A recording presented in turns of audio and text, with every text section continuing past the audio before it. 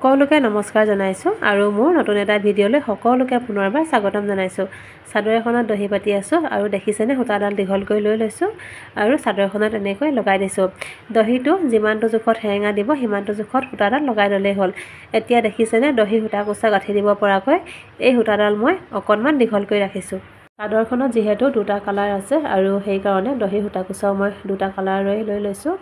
এতিয়া চাওক দহি সূতা কোচা ৰছীডালত দি লৈ গুৰিৰ ফালে দুটা গাঁঠি দিছোঁ আৰু অকণমান আগলৈ আকৌ গাঁঠি তিনিটা দি দিছোঁ।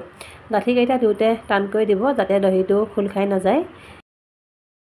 দহি বটাৰ আৰু বহুত বেলেগ প্ৰচেছ আছে বাৰু, কিন্তু মই সদায় এনেকৈয়ে বাটোঁ। এনেকৈ যদি দহিখিনি বাটোঁ বহুত বেছি সময় নালাগে মোক, খুব কম সময়তে দহিখিনি বাটিব পাৰি আৰু সেইকাৰণে প্ৰায় মই দহি এনেকৈয়ে বাটোঁ। আৰু এটা দহি আপোনালোকক মই বাতি দেখাইছোঁ, দেখিছেনে দহি সূতা কোচা ৰছীডালত এনেকৈ দি ল'লোঁ আৰু গুৰিৰ ফালে গাঁঠি দুটা দি লৈছোঁ। গাঁঠি দুটা দিওঁতে সদায় টানকৈ দিব দেই আপোনালোকে। আকৌ দেখিছেনে অকণমান আগলৈ গাঁঠি তিনিটা দি দিছোঁ। দহি সূতা কোচা কাটোঁতে সমানকৈ কাটিব, আগাগুৰিয়া হ'লে দেখিবলৈ বেয়া লাগে। আৰু এয়া চাওক চাদৰখনত দহিখিনি বাতি হৈ গ'ল। দেখিবলৈ কেনেকুৱা লাগিছে বাৰু কমেণ্ট কৰিব।